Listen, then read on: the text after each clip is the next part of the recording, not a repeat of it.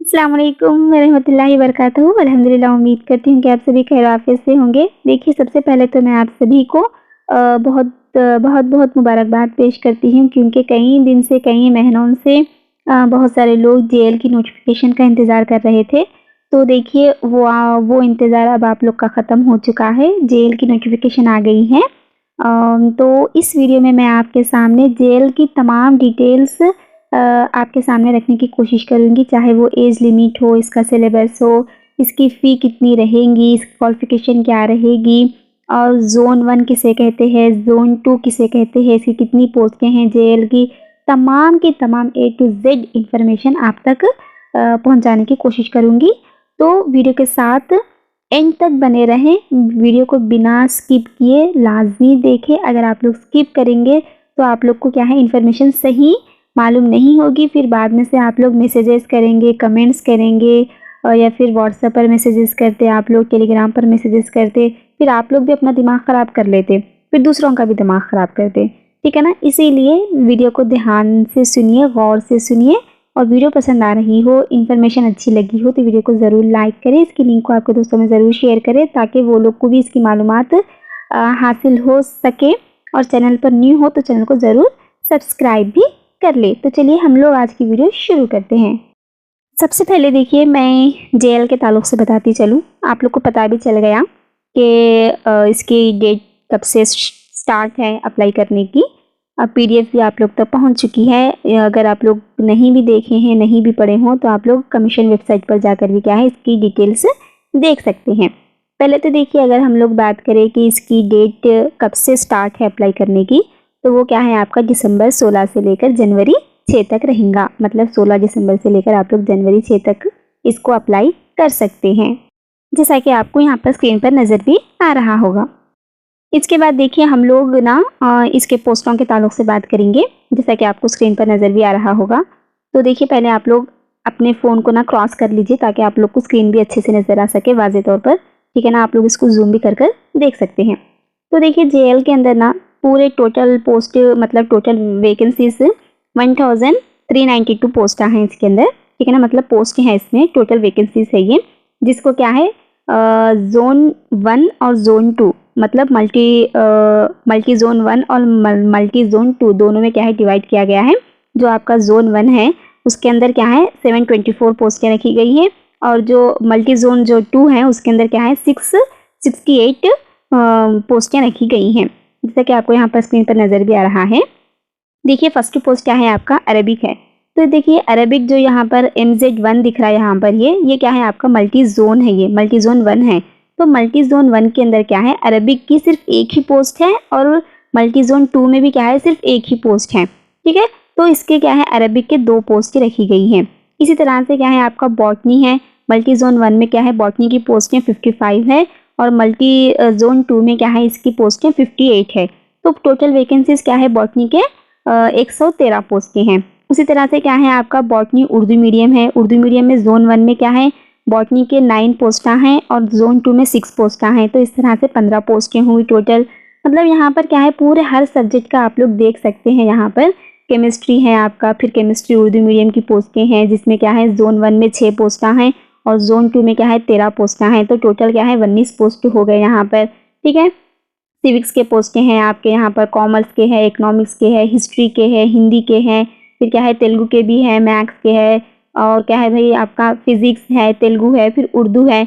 उर्दू के पोस्ट देखो आप लोग यहाँ पर, जो मल्टी जोन 1 है इसके अंदर उर्दू के पोस्ट 15 है, और मल्टी जोन जो 2 है उसके अंदर क्या है, आपके 13 पोस्टें रखी गई है। मतलब टोटल पोस्ट क्या है, 28 पोस्ट यहाँ पर क्या है, ज़ोन 1 और ज़ोन 2 के मिलाकर उर्दू के अंदर हैं। तो यहाँ पर मतलब हर सब्जेक्ट के आप लोग को क्या है, जोन वाइज यहाँ पर बताया गया है कि ज़ोन 1 में कितनी पोस्टें हैं, कौन से सब्जेक्ट की, और ज़ोन 2 में कितनी है, और टोटल वैकेंसीज भी कितनी है, ठीक है?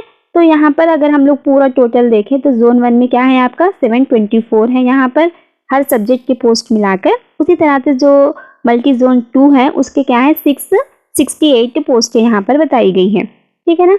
अब देखिए, फिर यहाँ पर देखिए, आपका एज है, यहाँ पर एज लिमिट यहाँ पर बताई गई है। मतलब एज क्या है, आपका 18 टू 44 है।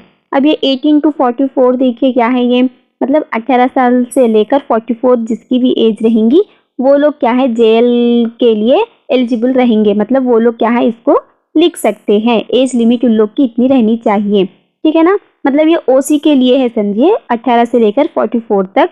जो बीसी एससी एसटी वाले हैं वो लोग की एज क्या है, लास्ट की एज लिमिट 49 है।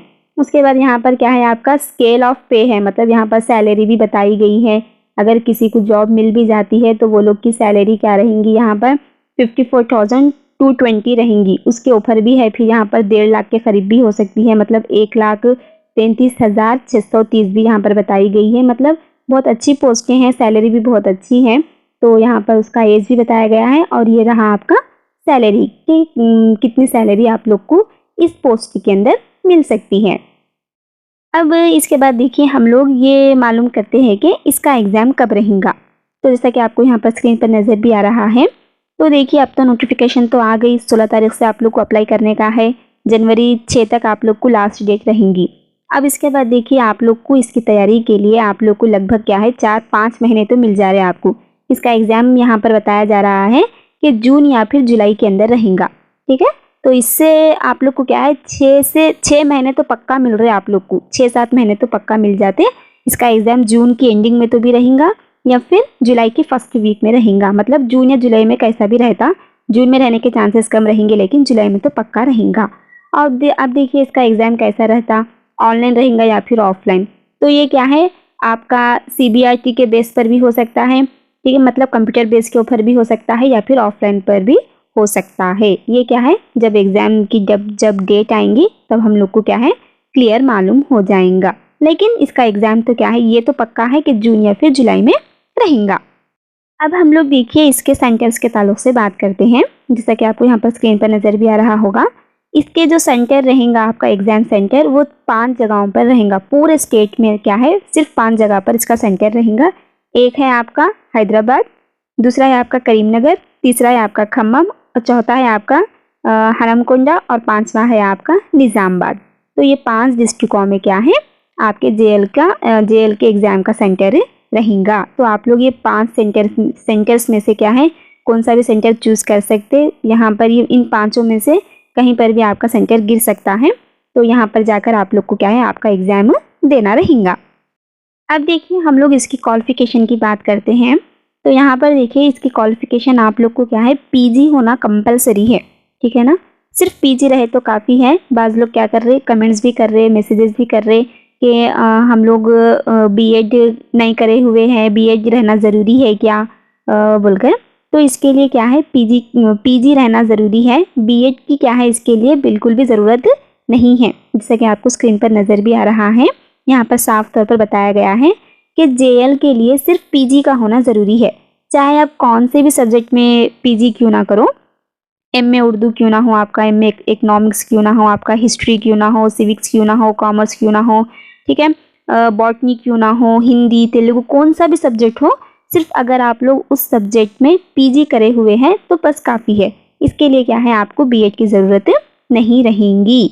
और इसमें क्या है आप लोग को आपके जो मार्क्स रहेंगे वो 50% रहना ज़रूरी है, ठीक है। हर सब्जेक्ट में पीजी जिससे भी करें आप लोग उसके जो आपके मार्क्स रहते टोटल मार्क्स वो 50% का होना बहुत ज़रूरी है।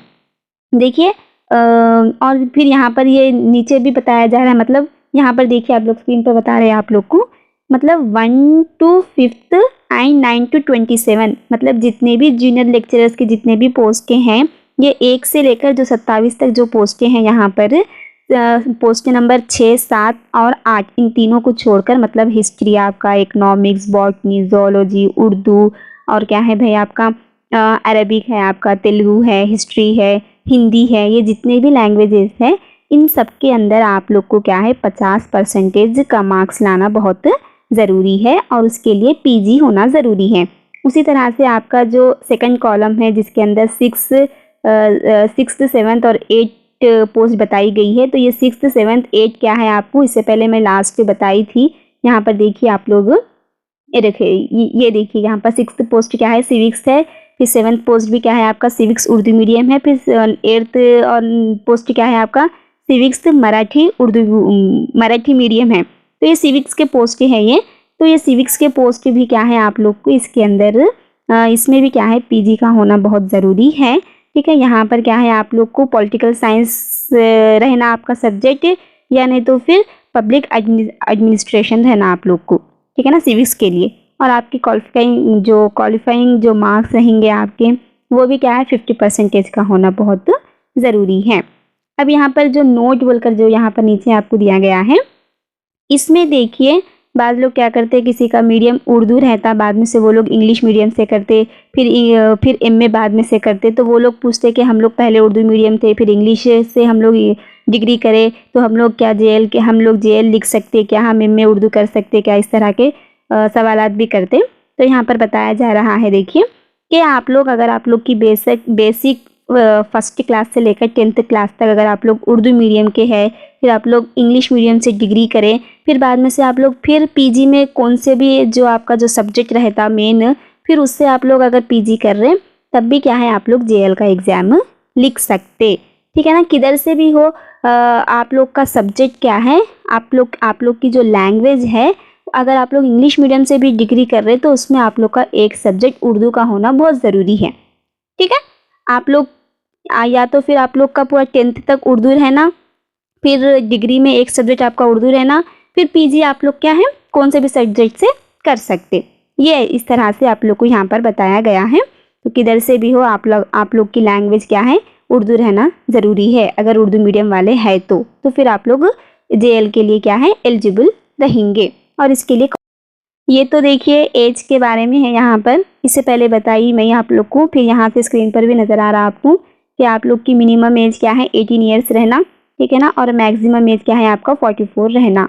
18 साल से कम नहीं रहना आप लोग, और 44 से ज़्यादा नहीं रहना। ये ओसी वालों के लिए है, और बीसी और एससी एसटी वालों की एज क्या है लास्ट मैक्सिमम एज 49 है। अब देखिए इसको जो अप्लाई करने की इसकी जो फ़ी रहेंगी वो क्या है आपकी 320 रहेंगी, जैसे कि आपको स्क्रीन पर भी नज़र आ रहा होगा। ये जो 200 है ये क्या है आपका एप्लीकेशन प्रोसेस फ़ी रहेंगी, और जो 120 है ये क्या है आपकी एग्जामिनेशन फ़ी रहेंगी। मतलब टोटल फ़ी क्या है आपका 320 रहेगा।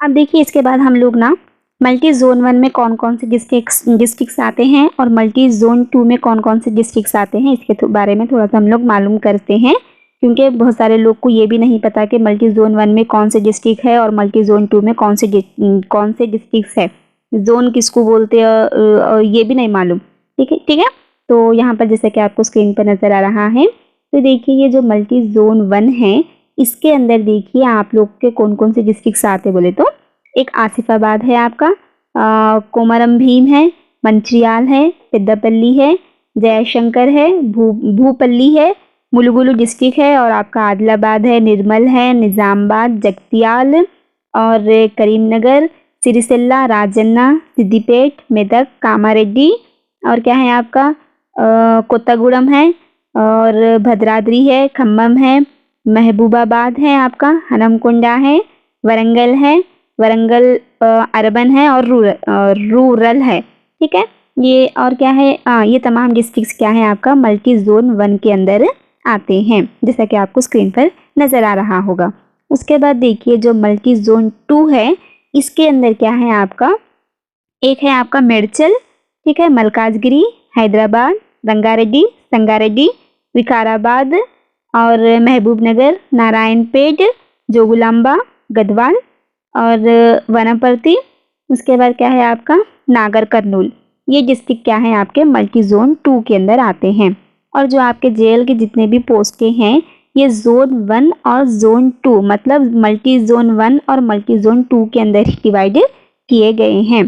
तो ये जोन्स के हिसाब से ही क्या है आप लोग को पोस्टें रहेंगी, इसके हिसाब से ही आप लोग आपके डिस्ट्रिक्ट में मतलब मल्टी जोन 1 में कितने पोस्टें हैं उसके हिसाब से आप लोग अप्लाई कीजिए, और मल्टी जोन 2 में कौन से पोस्ट के लिए कौन से सब्जेक्ट के लिए कितनी पोस्ट है उसके हिसाब से देखकर आप लोग अप्लाई कीजिए। इसको आगे क्या है मैं और डिटेल में यहाँ पर बताऊँगी, ठीक है ना।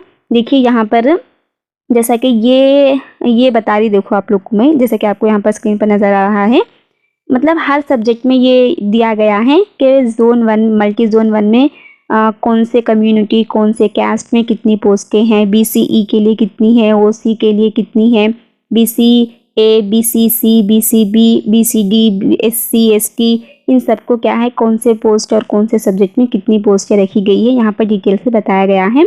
तो हर सब्जेक्ट का बताना तो मुमकिन नहीं है, मुश्किल होगा। सिर्फ मैं यहाँ पर उर्दू का एक बताऊँगी क्योंकि बहुत सारे लोग एमए उर्दू किए हुए रहते, तो वो लोग को यहाँ पर बता रही। देखिए मैं सबसे देखिए पोस्ट का नेम है आपका यहाँ पर जूनियर कॉलेज लेक्चरर उर्दू, ठीक है। तो ये एमजेड यानी मल्टी जोन है। अब यहाँ पर ओसी दिया गया है आपको, EWS, BCA, BCB, BCC, BCD, BCE, SC, ST और पीएच, ये तमाम क्या है कैस्ट वाइज यहाँ पर दिए गए हैं। अब देखिए नीचे जो आपका MZ1 है, MZ1 यानी मल्टी जोन 1।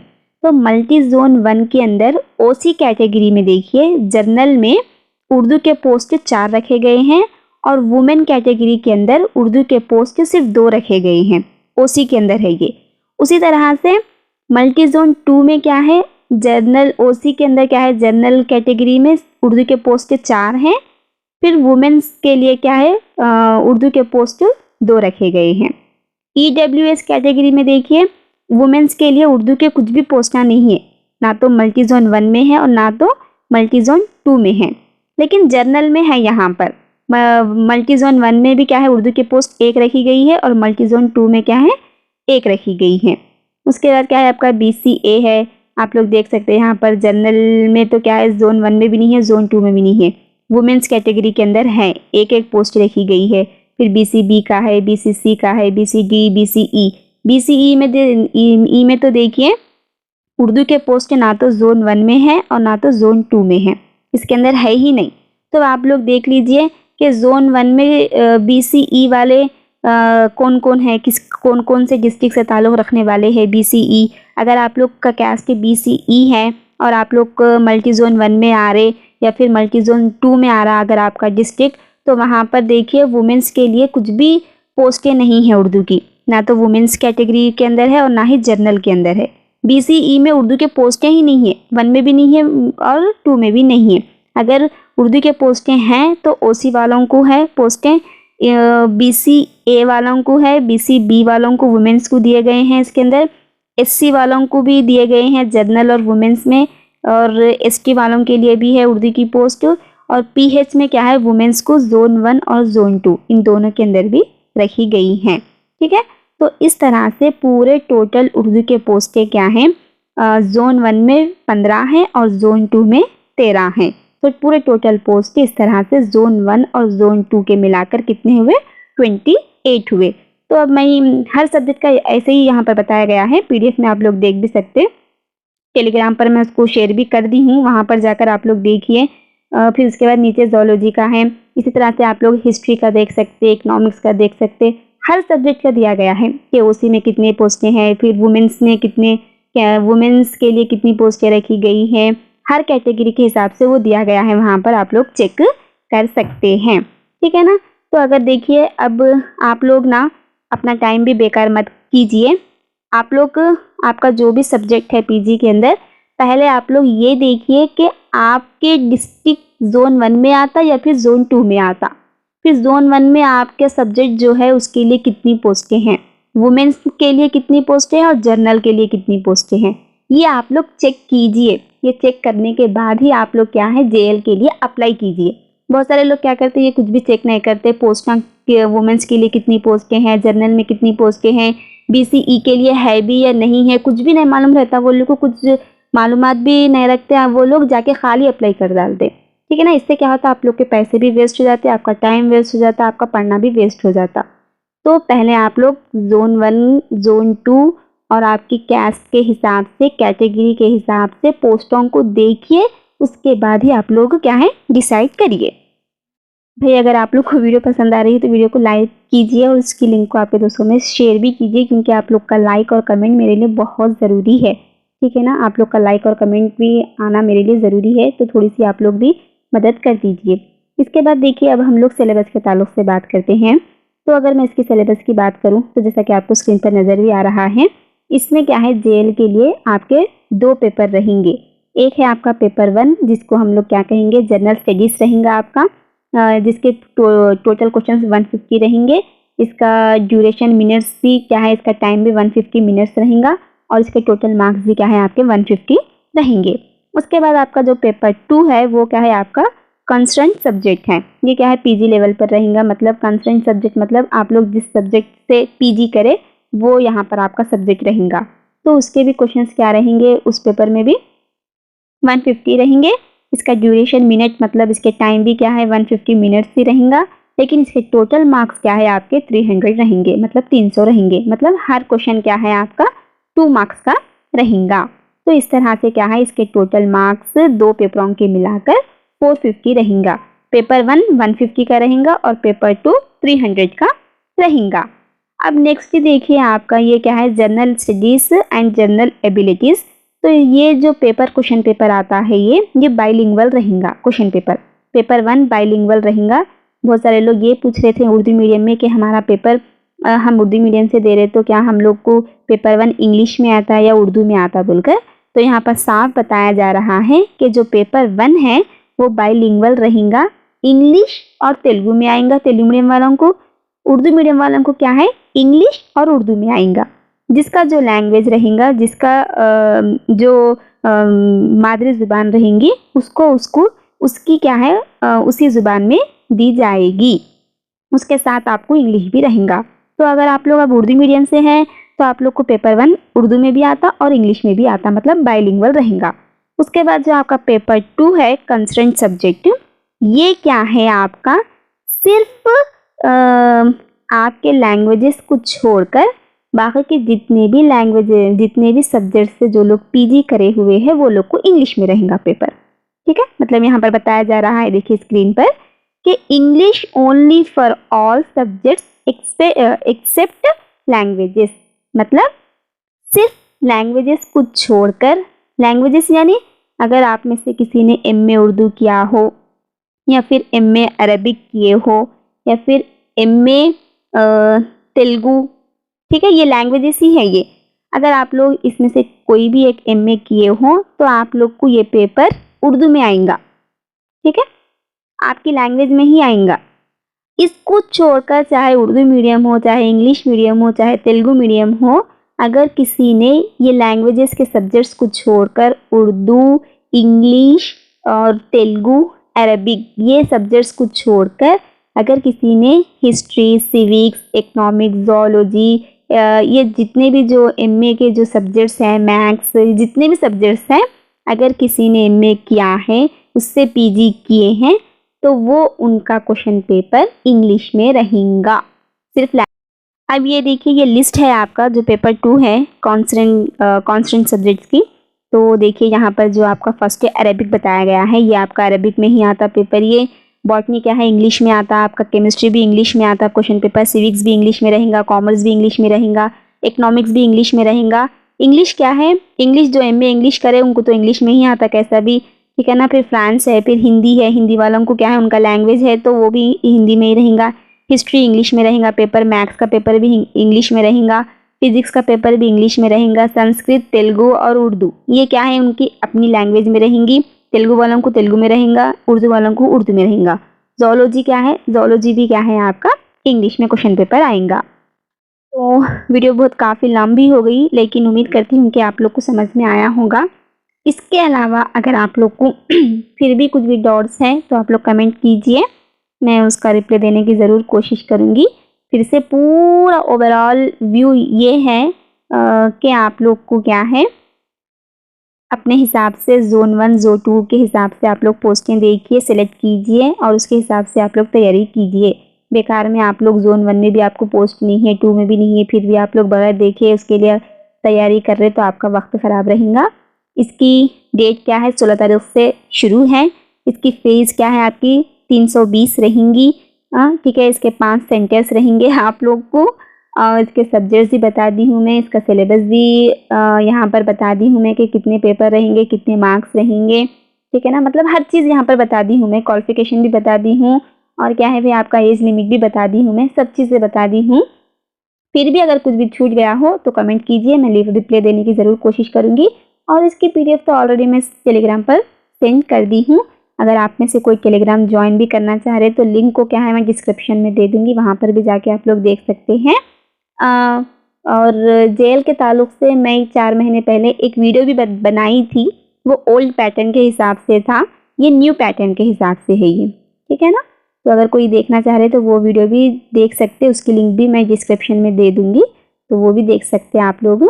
तो उम्मीद करती हूँ कि आप लोग को कुछ मालूमात मिली होंगी, अहम-अहम मालूमात। तो अगर आप लोग को ये फ़ायदेमंद रही वीडियो तो वीडियो को ज़रूर लाइक करें, इसकी लिंक आपके दोस्तों में ज़रूर शेयर करें और चैनल पर न्यू हो तो चैनल को ज़रूर आप लोग सब्सक्राइब भी कर लीजिए। तो चलिए मिलते हैं हम लोग नेक्स्ट की वीडियो में एक अच्छी इन्फॉर्मेशन के साथ, अच्छी मालूमात के साथ। तब तक के लिए अपना ख्याल रखिए। अस्सलाम वालेकुम व रहमतुल्लाहि व बरकातहू। जज़ाकल्लाहु खैर।